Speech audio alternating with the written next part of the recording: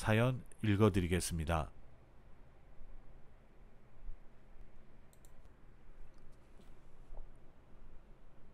안녕하세요. 40대 평범한 여자입니다. 어릴 적에 공부를 딱히 잘한 것도 아니고 그동안 누군가를 위해 열심히 산 것도 아니지만 시아버지와 관련된 일을 겪으면서 주변에 베풀고 살면 언젠가 복을 얻는다는 걸 알았고 공부머리보단 세상 돌아가는 걸 빨리 알아야 살아남을 수 있다는 걸 뼈저리게 느끼는 사람이에요. 그리고 이번 일을 통해 저도 모르는 또 다른 재능을 발견했습니다. 시아버지와 관련된 일을 해결하면서 제가 추리력, 통찰력이 있다는 걸 알게 됐거든요. 그 일이 뭔지 말씀드리기 전에 먼저 저희 시아버지에 대해 설명을 좀 드려야 할 것 같아요. 돌아가신 시아버지는 칠순을 넘기셨지만 어깨가 웬만한 젊은이들 못지않게 쫙 벌어지신 분이셨어요. 옛날 말로 하면 기골이 장대하다, 이 말이 딱 어울리는 분이었죠. 어릴 적에 동네 씨름판에서 항상 1등을 하셨다고 하니 천하당사 피를 이어받으신 분이셨어요. 게다가 성격은 얼마나 호탕하신지 무슨 일이 생기면 그거 걱정하지 마라, 내가 알아서 하마, 이런 말을 늘 하셨어요.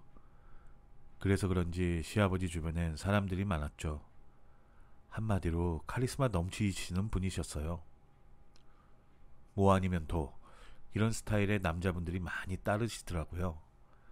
그래서 그런지 시아버지는 여러 단체에서 활동도 많이 하셨죠. 각종 동호회에, 무슨 협회에, 연맹에, 이로 말할 수 없는 곳에서 활동도 열심히 하셨습니다. 그래서 동네에서 별명이 회장님이셨어요. 게다가 남을 돕는 일을 많이 하셨고요. 우리가 흔히 아는 선행상을 받고 이런 게 아니라 누가 어렵다고 하면 인맥 통해서 소개시켜주고 내 일처럼 나서주는 일을 많이 하셨다고 하더라고요. 누구네 집에서 사람이 필요하다고 그러면 다른 집 누가 있으니까 같이 일해보라고 가운데서 사람도 이어주고 좋은 일 있으면 같이 좀 하고 어려운 일 있으면 같이 나누면서 힘내라고 기운도 북돋아 주시는 분이셨죠. 한마디로 마당발이셨어요. 그 연세에도 동네 이곳저곳을 돌아다니시면서 가려운 곳을 박박 긁어주니까 심지어 시장님도 시아버지를 보면 인사를 할 정도였어요. 그만큼 동네에선 나름 알아주는 분이셨죠. 그래서인지 시아버지 돌아가시는 날 장례식장에 근조화환으로 넘쳐날 정도였으니까요. 어떤 사람은 화환을 보내고 태어나서 이렇게 화환 많은 건 처음 보네, 역시 회장님이셔, 이러실 정도였으니까요. 마당발에 기골이 장대하시고 힘도 세니까 엄청난 상남자라고 상상하실 수도 있는데요. 시아버지가 매번 상남자처럼 저를 대하신 건 아니에요. 아랫사람들은 정말 너그럽게 대해주셨거든요. 특히 저를 보시면 아유 우리 며느리 하며 늘 웃는 얼굴로 우리 며느리 이번에 선물로 뭘 갖고 싶어 하냐? 우리 젊은 애들은 명품백 좋아한다던데 시아버지가 명품백은 못 사줘도 상품권 30만원 줄 테니까 이걸로 사고 싶은 거 사렴. 이렇게 쏠 땐 화끈하게 쏘는 분이셨죠. 그러니 사람들이 안 따를래야 안 따를 수가 없었어요. 그리고 로맨티스트셨습니다. 언제나 시어머니를 챙길 줄 아는 분이셨어요. 직접 본 건 아니지만 틈만 나면 시어머니에게 꽃을 선물하고 좋은 여행지 같이 가자며 함께 여행도 떠나시곤 했다곤 합니다. 이렇게 시아버지가 카리스마 넘치고 로맨티스트니까 자식들도 그럴 것 같지만 오히려 정반대였네요. 시아주버님은 거의 공부벌레 완전 범생이 스타일이고 그냥 한눈에 딱 봐도 아, 참 공부만 하고 자기만 알게 생겼다, 이런 느낌이었거든요. 실제 성격도 그랬습니다. 정말 정이 안 가는 스타일이었어요. 명문대 나와서 고위공무원으로 일하곤 있었는데 실제로 저희 집하고는 크게 왕래도 없고 재수씨인 저에게 다정한 인사말 한 번도 안 하시는 분입니다. 그리고 남편 역시 늘 주눅이 들어 있었어요. 아무래도 어릴 적부터 주변에서 너가 그분 아들이구나, 그러면 너도 힘이 장사겠네, 이런 말을 듣고 자랐다고 해요. 근데 남편은 그냥 평범하거든요. 체력이 월등한 것도 아니고 그렇다가 키가 큰 것도 아니고 대한민국 평범한 남성의 외모를 가졌습니다. 그래서 주변에선 다들 한마디씩 했다고 해요. 아빠 안 닮아서 어쩌냐는 투로 이야기해서 스트레스를 엄청 받았다고 하더군요. 그나마 첫째 형은 공부라도 잘했지만 둘째인 우리 남편은 공부도 평균, 외모도 평균이니까 언제나 아버지 귀에 눌려 자랐던 거죠. 심지어 대학교 땐 이런 일이 있었다고 해요. 남편이 술에 취해 밤늦게 들어왔는데 마침 시아버지도 주무시니까 시어머니가 몰래 들어가서 자라고 남편을 다독이며 방으로 데리고 들어갔다고 합니다. 근데 술김에 남편이 화를 버럭 내면서 안방으로 쳐들어가며 아버지, 내가 아버지 그림자입니까? 내가 평생 아버지 그늘 밑에서 이러고 살아야 해요? 원룸 가서 혼자 살 테니까 이제 그만 나 좀 내버려 둬요. 근데 잠에서 덜 깬 시아버지가 이게 무슨 귀신 쓰나라 까먹는 소리냐며 남편 싸대기를 날렸는데 바로 기절을 했다고 하더군요. 다음날 남편이 정신이 들어와서 한 말이 아버지한테 맞는 꿈을 꿨어요. 근데 왜 이렇게 뺨이 아프지? 아무래도 모든 게 시아버지에게 주눅이 들었었죠. 그래서인지 남편은 은근히 시아버지에게 불만이 좀 많았어요. 굳이 표현하자면 능력 많은 아버지를 둔 자격지심 같은 거죠. 그래서 이제 자기 집에 가는 걸 굉장히 싫어했어요. 오히려 제가 먼저 이번엔 시댁에 좀 가야 하는 거 아니야? 이러면 저보고 혼자 가라고 할 정도였어요. 완전 반대가 된 겁니다. 시어머니도 그걸 아시니까 시집살이는커녕 오히려 제 눈치를 보면서 이번 명절엔 꼭 우리 아들 데리고 와야 한다 이러실 정도였어요. 시어머니도 가만히 보면 언제나 시아버지 기에 눌려 사셨죠. 그런데 나쁜 의미가 아니라 워낙 시아버지가 화통하시고 사람 좋아하고 마당발이니까 그 넘치는 기운을 못 쫓아가시는 것 같더라고요. 게다가 어쩔 때 혼을 쏙 빼놓을 정도로 시어머니에게 잘해주니까 바가지 긋기도 애매하니까 얼렁뚱땅 넘어간 적도 많다고 하시더군요. 어쨌든 며느리 입장에서 보면 시아버지는 100점이었지만 남편 입장에서 보는 시아버지는 빵점에 가까웠습니다. 물론 남편의 아내 입장에서 보면 당연히 빵점이었죠. 우리 남편도 기가 좀 살았으면 좋겠는데 항상 기죽어 지내는 게 마음에 걸렸거든요. 어쨌든 시아버지는 동네에서나 혹은 모임에선 로맨티스트의 힘이 넘치는 천하장사 그리고 의리 넘치는 회장님이란 별명이 늘 따라다녔죠. 근데 시아버지에 대한 믿음이 깨지기 시작한 건 이상한 데서 사건이 터지기 시작하면서부터였어요. 새벽에 신우이한테 전화가 왔는데 갑자기 시아버지가 돌아가셨으니 빨리 병원으로 오라는 거예요. 불과 몇 주 전에 뵀을 때도 하루에 팔굽혀펴기를 몇십 개씩 하시고 달리기도 거뜬하셨던 분인데 심정지로 돌아가셨다는 게 믿기질 않았죠. 남편은 무슨 몰래카메라냐며 저보다 안 믿는 눈치였고요. 어쨌든 부랴부랴 병원으로 달려갔습니다. 근데 병원이 아주 난장판이 되어 있더군요. 시어머니는 바닥에 주저앉아서 울고 계시고 경찰이 왔다 갔다 하는데 한눈에 봐도 밤에 일하는 여성같이 생긴 여자가 짧은 치마를 입고 병실 복도에서 경찰과 이야기를 나누고 있는 겁니다. 시어머니는 울다가 갑자기 그 여자 머리를 잡아당기고 아주 난장판이 됐죠. 경찰이랑 신우이는 말리고 형님은 옆에서 안절부절 못하고 계시길래 멀리서 봐도 이거 좀 심각한데 싶더라고요. 그래서 형님에게 저 여자 누구냐고 여쭤봤더니 시아버지가 저 여자랑 한 방에 있다가 갑자기 심정지가 와서 병원으로 왔대. 저 여자가 사망 목격자라서 지금 간단히 조사받고 시어머니 지금 당연히 열받아서 난리 나신 거고. 그 말을 듣는 순간 제가 다 부끄럽더군요. 한눈에 봐도 20대 후반에서 30대 초반 정도로 보이는 여자랑 왜 그렇고 그런 일을 벌이셨는지 어이가 없었어요. 게다가 말하는 투로 봐선 약간 어디가 부족한 여자 같더군요.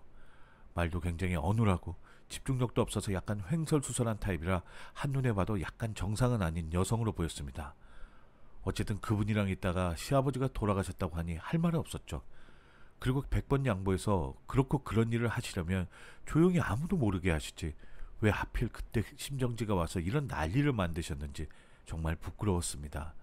시어머니는 그 여자 머리끄댕이를 잡아 끌면서 니년이 우리 남편 잡아먹었지? 내 남편 살려내라. 니네 언제부터 그런 사이야?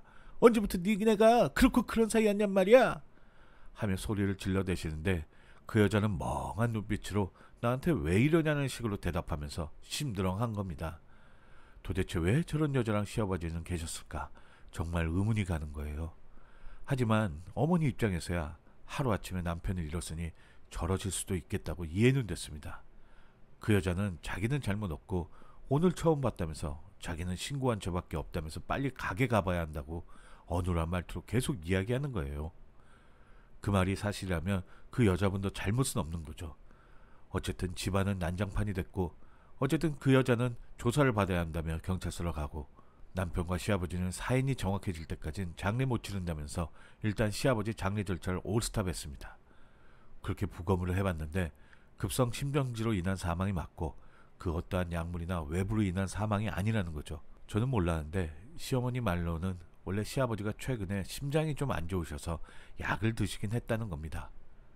말 그대로 시아버지가 어린 여자랑 그렇고 그런 관계를 맺다가 복상사로 돌아가신 거예요. 정말 한숨이 나오더군요. 그렇게 덕망 있고 멋진 시아버지가 이렇게 허망하게 돌아가실 거라고 누가 상상이나 했겠어요? 차마 사망 원인을 어디다가 알리기도 나쁘끄러워서 그냥 쉬쉬하며 장례를 치렀죠. 워낙 대외 활동이 많으셨던 분인지라 정말 많은 분이 오셨어요. 그땐 코로나 전이라서 조문객을 마음대로 받을 수 있었거든요.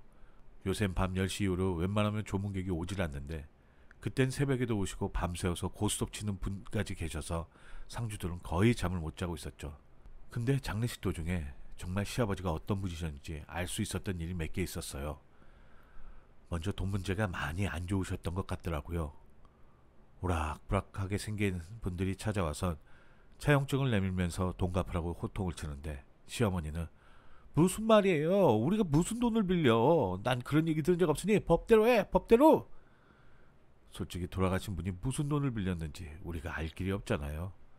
근데 나름 돈 빌려줬다고 주장하는 측에선 증거자료도 있고 그 돈 못 받으면 소송을 하겠다고 난리니까 솔직히 법으로 우리가 유리하라고 해도 괜히 소송 가면 귀찮아지니까 남편이나 시아주버니는 엄청 고민하는 눈치였습니다. 며느리인 형님과 저만 숨죽여서 지켜볼 수밖에 없었죠. 근데 돈 문제로 끝나면 다행이었어요. 얼마나 사고를 치고 다니셨는지 갑자기 장례식장에서 중년 여성이 찾아오셨어요. 그때 마침 시어머니가 탈진 상태로 상주방에서 눈을 좀 붙이고 계셨죠. 남편이랑 시아주버니가 조문객과 인사를 할 때였습니다. 그 중년 여성이 시아버지 영정사진을 보고 갑자기 펑펑 우는데 부모님이 돌아가셨어도 그리 구슬피 울진 않았을 거예요. 장례식장에 있던 사람들이 다 쳐다볼 정도로 정말 흐느껴서 꺼이꺼이 우는 겁니다. 간신히 진정시키고 남편이 저희 아버지하고 어떤 관계셨나요? 라고 물었는데 그때 장례식장이 발칵 뒤집힌 겁니다. 그 중년 여성이 말하는 거에 이 남자 제 남편이에요. 이건 무슨 청천벽력 같은 소리인지 다들 웅성웅성하고 남편은 이게 무슨 소리냐며 놀라고 사태가 좀 심각하니까 시누이가 시어머니 깨워서 같이 이야기 들어보자며 난리가 났죠. 시아주버니는 장례식장에 계신 조문객들에게 혹시나 소문이라도 날까봐 나가서 이야기하자고 중년 여성을 끌고 나가려고 했는데 이 여성이 끝까지 버티더니 보고 싶어요 하면서 소리소리를 치는 겁니다. 다들 웅성웅성 수군수군대고 시어머니는 아니 당신 누군데 남의 장례식장에 와서 말도 안 되는 헛소리를 늘어놓는 거야. 누가 당신 남편이야? 이거 완전 미친 여자구만. 이러면서 또다시 눈에 쌍심지를 켜고 그 여자 팔을 잡아 끄시는 거예요. 며느리니까 저도 당연히 도왔죠. 하지만 이 중년 여성이 어찌나 힘이 좋은지 전부 다 뿌리치더니 이 사람이 나랑 결혼은 하지 않았지만 10년간 같이 살았거든요. 당신들만 몰랐을 뿐이지 진짜 사랑하는 여자는 바로 나라고. 근데 내가 왜 남편 죽은 자리에 왜 못 와? 내 남편 마지막 가는 길에 같이 좀 있어야겠어요. 이건 또 무슨 소린지 정말 난리부르스였어요. 시어머니는 그 이야기를 듣자마자 또 쓰러지시고 그 여자는 소리소리치고 사람들은 쑥덕쑥덕거리는데 정말 이게 장례식장인지 어디 도깨비 시장인지 모를 정도였으니까요. 근데 하필이면 그 순간에 저희 부모님도 장례식장에 오신 거예요. 그래도 사돈 돌아가셨으니까 마지막 가시는 길 인사드리러 오셨다가 그 난장판을 보게 된 거죠. 나중에 아빠는 사돈이 힘도 좋고 호탕해서 솔직히 여자 문제가 있을 거라고 생각은 했지만 이렇게까지 문란한 줄 몰랐다며 혀를 끌끌 차시더군요. 엄마도 사돈이라고 어디 가서 말하기 부끄럽다며 고개를 돌리셨고요. 저도 좀 창피했어요. 근데 어쩌겠어요. 일단 상황은 수습해야 하니까요. 남편이랑 시아주버니가 그 여성을 억지로 끌고 나가서 장례식장 근처에 있는 카페로 모시고 왔죠. 그래서 이야기를 쭉 들어봤습니다. 그 중년 여성이 하는 말이 시아버지랑 10년을 함께 살았고 혼인신고만 안 했을 뿐이지 거의 두 집 살림을 했으니 사실혼 관계라며 큰 소리를 치더군요. 그래서 남편이 그걸 증명할 서류나 증인이 있냐고 했더니 그럼 장례식 끝나고 다 모시고 오겠다는 겁니다. 남편은 어이없어 하면서 저기요 아주머니, 증거도 없는데 무슨 수로 저희가 뭘 믿고 아주머니를 상주로 대해야 합니까? 우리 아버지가 아주머니랑 같이 산 증거를 대시라니까요. 아주머니는 스마트폰으로 찍은 사진 몇 장을 일단 보여주더군요. 그냥 어디 산에 놀러가서 다정하게 어깨동무하고 찍은 사진들이었어요. 남편이나 시아주머니는 그런 걸로 말도 안 된다며 어서 당장 나가라고 큰소리쳤고, 아주머니는 끝까지 완강히 버티는 거예요. 나중엔 경찰 신고하고 또 한바탕 난리가 났죠. 그렇게 일단 장례식은 마무리가 됐어요. 근데 그 아주머니는 장지까지 따라와서 먼발치에서 계속 흐느끼고 있는 겁니다. 다들 내쫓고 싶었지만 괜히 소란스럽게 할 수 없어서 쉬쉬하며 장례식 끝나고 두고 보자는 분위기였어요. 그리고 장례식이 끝나고 나서 문제는 시작됐어요. 아주머니가 아주 기세 등등하게 나타났더군요. 사실혼 관계를 증명한다며 사진이랑 그동안 주고받은 문자 등등 쭉 보여주는데, 그걸 보는 순간 제가 다 얼굴이 빨갛게 달아올랐습니다. 시아버지가 문자를 보냈는데 오늘 어디서 볼까부터 사랑한다, 보고 싶다, 같이 있고 싶다까지 주고받은 문자만 봐도 시어머니가 까무러칠 내용들이었습니다. 모르는 사람이 보면 둘이 부부라고 해도 믿겠더라고요. 세상에 나 이 정도일 줄은 아무도 몰랐죠. 시어머니는 다 포기하셨는지 그 여자를 보면서 그래서 당신이 원하는 게 뭔데? 내 남자랑 같이 살았다 치고 그래서 당신이 지금 나한테 원하는 게 뭔데? 라고 물으니까 그 여자는 재산 분할을 해달라고 하는 겁니다. 자기도 법적으로 동등하게 재산권을 요구할 권리가 있다면서 큰소리를 치는 거예요. 그렇게 공부 잘한 시아주머니도 여기저기 물어보더니 100% 어쩔 수 없다며 인정할 걸 인정해야겠다며 한숨을 쉬는 겁니다. 솔직히 시아버지가 물려주신 재산이라고 해봤자 얼마 있지도 않았지만 이게 돈 문제를 떠나서 집안의 자존심 문제잖아요. 식구들 모두 부끄럽기도 하고 생판 모르는 아줌마에게 뒤통수 맞은 느낌이기도 하더라고요. 의리 넘치는 시아버지로 기억했는데 알고 보니 두 집 살림하던 불륜남이란 이미지가 더 기억에 남으니까 다들 괜히 억울한 기분이었죠. 근데 사건은 이상한 데서 해결되기 시작했어요. 어느 날 어떤 여자분이 시어머니에게 찾아오신 거예요. 그 여자분은 장례식장에서 일을 도와주는 아줌마인데요. 뭔가 이상해서 말씀드리러 왔다고 하더군요. 그리고 사실은 시아버지가 도와주셔서 장례식장에 취직도 됐었다는 겁니다. 평소에 너무 감사해서 인사드리려고 기회만 엿보고 있었는데 갑자기 돌아가셔서 가시는 길이라도 정성껏 해드리려고 음식 마련도 엄청 신경 쓰고 그랬다는 거예요. 근데 사실혼 관계에 있는 아줌마가 장례식장에 와서 난리부르스 쳤을 때 그 아줌마 얼굴을 보고 깜짝 놀랐다는 겁니다. 그 이유가 그 난리친 아주머니가 바로 장례식장에서 일하는 아줌마의 친언니라는 거예요. 이게 무슨 소린가 싶어서 깜짝 놀랐죠. 장례식장에서 일하는 아주머니 말은 이랬어요. 사실 언니랑 저랑 사이가 엄청 안 좋아요. 연락을 안 한 지도 꽤 돼서 솔직히 뭘 먹고 어떻게 사는지도 몰랐고요. 언니가 어릴 적부터 술집에서 일하면서 나름 산전수전 겪은 여자라서 아주 유명해요. 남자들 속에서 돈 좀 타서 쓰고 그러다가 빼먹을 거 다 빼먹으면 버리고 그랬거든요. 근데 그날 들어보니까 회장님하고 사실혼 관계네, 10년을 살았네 그러는데 솔직히 10년은 아닐 거예요. 아마 만난 지 몇 번 되지도 않을 거예요. 그거 꼭 확인해 보세요. 우리 언니 그러고도 남을 여자니까요. 갑작스런 증언에 다들 놀랐죠. 게다가 얼마나 원수 같은 사이면 친동생이 친언니 과거를 이렇게까지 까발리나. 오히려 우리가 더 의아하더라고요. 어쨌든 상속받은 걸 나누든 안 나누든 간에 시아버지의 명예가 걸려있는 일인데 아무래도 조사를 좀 해볼 필요가 있겠더라고요. 그래서 남편이 여기저기 수소문을 해서 바로 뒷조사 해보는 것에 의뢰를 했어요. 도대체 장례식장 아줌마 말이 사실인지, 그리고 그 사실혼 주장하는 아줌마는 누구인지 정말 궁금하더라고요. 근데 딱 3일 만에 해답이 나왔습니다. 너무 충격적이었어요. 일단 조사를 해온 남자 말에 따르면 시아버지가 그 여자랑 동거한 증거나 증인은 못 찾겠다는 겁니다. 근데 그 여자 가게는 자주 왔다 갔다 했다는 건 밝혀냈다는군요. 게다가 그 여자 직업은 다른 지역에서 작은 주점을 운영하고 있는데 요즘 경기도 안 좋고 장사가 잘 안 돼서 돈 문제로 끙끙 앓고 있었다는 거예요. 그래서 아마 시아버지가 돈을 어떻게 좀 해보려고 했었던 것 같습니다.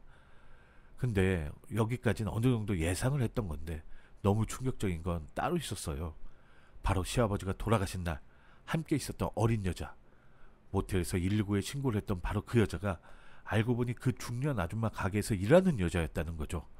정말 반전에 반전에 모두들 혀를 내둘렀습니다. 이게 도대체 어떻게 된 건가 해서 물어보니 조사한 사람은 거기까지밖에 모르겠고 더 알고 싶으면 그 가게로 직접 찾아가라고 하더군요. 그래서 남편이랑 시아주머님이랑 저랑 그리고 남편 아는 동생들이 전부 다 쳐들어갔어요. 어디라고 말씀드릴 수 없지만 어떤 지역에 있는 허름한 술집이었어요. 좀 음침하고 쇼파 몇 개 있고 양주 맥주 이런 거 파는 곳이더군요. 들어갔더니 그때 시아버님 돌아가셨을 때 함께 있었던 어린 여자가 안에서 나오다가 우리를 보더니 깜짝 놀라서 멍하니 있더군요. 남편은 니네 사장 어딨어? 이러면서 기선제압을 하니까 그 어린 여자가 어디 빈 듯한 목소리로 사장님 하고 부르니까 그 아줌마가 나오셨어요. 그 아줌마를 보자마자 남편은 큰 소리를 쳤습니다. 다 알고 왔어요. 어디서 구라를 치려고 합니까? 당신 우리 아버지랑 그렇고 그런 사이 아니잖아. 그냥 몇 번 만났다며. 어디 남의 집 재산을 노리고 사기를 치려고 그래. 그리고 당신네 가게 종업원 시켜서 우리 아버지 돌아가시게 만든 거지? 안 그래? 그랬더니 그 여자는 어이가 없다는 듯이 계속 코웃음 치면서 누가 그래? 그리고 내가 틀린 말 한 게 뭐가 있어? 당신 아버지가 우리 집에 일하는 애랑 같이 있다가 심정지 와서 사망한 거 맞고 의사들도 사인이 심정지라고 확인했고 내가 회장님하고 사귀고 서로 통화했고 문자 주고받았고 그렇고 그런 사이인 거 증명했는데 뭐가 거짓말인데? 사실 그 여자분의 말도 틀린 건 아니었죠. 그러면서 옆에 있던 어눌한 여자에게 너가 직접 같이 갔었잖아. 그래 안 그래? 내 말이 틀려? 이러니까 그 어린 여자는 허공을 쳐다보면서 뭔가 모자른 듯한 표정으로 그래요 하고 마는 겁니다. 사람이 자기 눈앞에서 사망을 했는데 어떻게 저런 표정과 말투로 이야기할까 궁금하더라고요. 정말 어디 모자른 건가 싶었죠. 그러면서 뭔가 이상한 거예요. 그 아줌마 말은 비록 혼인신고는 안 했지만 부부처럼 지내던 시아버지랑 자기 가게에 일하는 어린 여자랑 선을 넘도록 허락을 했다는 뜻이 되잖아요. 그래서 제가 그걸 지적했죠. 아주머니는 10년 넘게 사랑했다면서 어떻게 저희 시아버지가 가게 여자애랑 놀도록 놔두실 수가 있나요? 그게 말이 돼요? 내 남자가 내가 아는 어린 여자애랑 그렇고 그런 짓을 하도록 놔둘 수 있냔 말이에요. 제가 톡 쏘듯이 밀어붙이니까 그 아줌마는 조금 당황하더니 내가 알고 그랬어? 이미 엎질러진 물이니까 나도 당황한 거지. 어쨌든 우린 법적으로 잘못없으니까 상속 지분에 나도 권리가 있어요. 그렇게만 알고 우리 가게에서 빨리 나가요 당장. 그랬더니 남편은 어차피 돈 노리고 이러나 본데 지금 상속 받을 판이 아니라 빚을 물려받을 판이라니까 같이 나누는가 마음대로 하자고 이러고 그 가게를 나왔습니다. 그랬더니 그 아줌마가 쫓아나오더니 뭐? 재산이 없다고? 좋아. 그렇게 나오시겠다. 내가 다 확인해보고 당신들 나중에 거짓말이면 각오해. 이러면서 안으로 들어가더군요. 그 말이 괜히 분했습니다. 그리고 시아버지가 누명을 쓴 것 같긴 한데 그 누명을 어떻게 해드릴 수가 없는 게 너무 안타깝더라고요. 게다가 시아버지가 여기저기 빚을 진 게 많아서 남편은 상속 포기까지 해야겠다고 이미 가족들과 이야기까지 마친 상태였습니다. 막상 시아버지 돌아가시니까 정말 모든 일이 쓰나미처럼 몰려오는데 살아있는 사람들이 해결해야 할 일이 너무 많더라고요. 그래서 시아주머니는 그냥 상속 포기하고 저 여자도 어차피 그 사실을 정확히 알면 더 이상 귀찮게 안 하고 넘어갈 거니 정확하게 상황을 이야기해줘야겠다고 하는데 오히려 남편이 우리 아버지는 절대로 저런 술집 여자하고 놀아날 뿐이 아니야. 나는 우리 아버지 믿어. 우리 아버지 명예를 찾아드려야 해. 이러면서 의지를 다지는 겁니다. 평생 아버지 그네에서 숨도 못 쉬고 살던 남편이 오히려 열과성을 다하는 겁니다. 솔직히 남편은 시큰둥할 줄 알았거든요. 그래서 일단은 저 아주머니의 꿍꿍이가 뭔지 기다려보기로 했죠. 그런데 참 신기하죠. 포기할 만하고 그냥 넘어갈 일만 하면 어디서 도움의 손길이 생겼어요. 특히 시아버지가 인생을 허투루 보내신 분이 아니란 걸 뼈저리게 느꼈습니다. 이번에는 모텔 주인 아저씨가 연락을 주셔서 제가 이제야 소문을 들었는데 그 회장님이 돌아가신 이유가 젊은 여자랑 있다가 심정지로 사망하신 거라면서요. 그래서 남편은 너무 창피해서 아니라고 둘러대니까 그분은 정확히 말해달라면서 자기가 그 모텔 주인인데 그날 현장에 있었지만 젊은 여자 때문에 돌아가신 게 아니라는 겁니다. 이건 또 무슨 말인가 싶었죠. 그 주인 아저씨 말씀은 그날 회장님은 혼자서 오셨어요. 가끔 우리 모텔에서 저랑 맥주 한잔하고 고스톱도 치다가 가시곤 했거든요. 그날 유독 피곤하다고 하시길래 어차피 빈 방도 많으니까 눈이라도 붙이고 가시라고 했죠. 회장님도 방으로 올라가셨고요. 근데 조금 있다가 근처 술집 아줌마가 와서 회장님을 찾더라고요. 회장님을 깜짝 놀래켜 드리려고 하니까 보조키를 달라고 그러길래 안면도 있는 아줌마고 회장님이 마당발이니까 무슨 이벤트를 또 꾸미셨나 보다 이렇게 생각하고 보조키를 줬어요. 그리고 일을 하고 있는데 한참 뒤에 119가 오고 난리가 나더군요. 그땐 경황이 없어 잘 몰랐는데 소문 들어보니까 웬 젊은 여자가 한 방에 있다가 심장병으로 쓰러지셨다던데, 솔직히 젊은 여자는 내가 본 적이 없거든요. 이게 뭔가 이상해서 지금 말씀드리는 거예요. 그 말을 들으니 정말 알다가도 모르겠더군요. 그래서 그날 모텔 CCTV를 보자고 했죠. 아니나 다를까 시아버지가 방에 들어가고 한참 뒤에 그 중년 아줌마가 들어가더니 몇 분 안 있다가 헐레벌떡 나오는 거예요. 그리고 20분쯤 지나니까 젊은 여자가 들어가고 10여 분 후쯤에 119가 오는 겁니다. 순서가 이상하더군요. 왜 그 중년 아줌마가 CCTV에 찍혀 있는 건지 의심이 들었어요. 이젠 진짜로 진실을 알아야 했기에 제가 나서겠다고 했어요. 그리고 그 젊은 여자가 가게에서 나오기만 기다렸다가 진심으로 제가 이야기했죠. 어떻게 된 거냐고, 진실만 말해달라고, 시아버지의 명예가 걸린 일이니까 진실만 알려달라고 했더니 그 아가씨가 하는 말이, 가게 사장님인 중년 아줌마가 모텔방에 가서 사망 확인 후에 119에 신고하고 할아버지가 심정지로 사망했다고 하면 된다는 거예요. 그러면 돈을 많이 주겠다고 해서 자기는 그렇게만 말했다고 하더군요. 저는 그 말을 녹음해 해두고 바로 남편에게 들려줬습니다. 남편은 어느 정도 진실이 밝혀지니까 흐느끼면서 이제 아버지 명예를 찾을 수 있겠다면서 중년 아줌마에게 전화를 걸었죠. 그리고 젊은 아가씨가 말한 걸 들려주니까 한 걸음에 아줌마가 달려왔습니다. 자기 딴에 이렇게 증거가 있을 줄은 꿈에도 몰랐던 건지 어느 정도 다 밝혀지니까 무릎 꿇고 사과를 하는 겁니다. 그래서 왜 이렇게 일을 꾸몄냐고 했더니 그 아줌마는 모든 걸 체념했는지 하나둘씩 털어놓는 겁니다.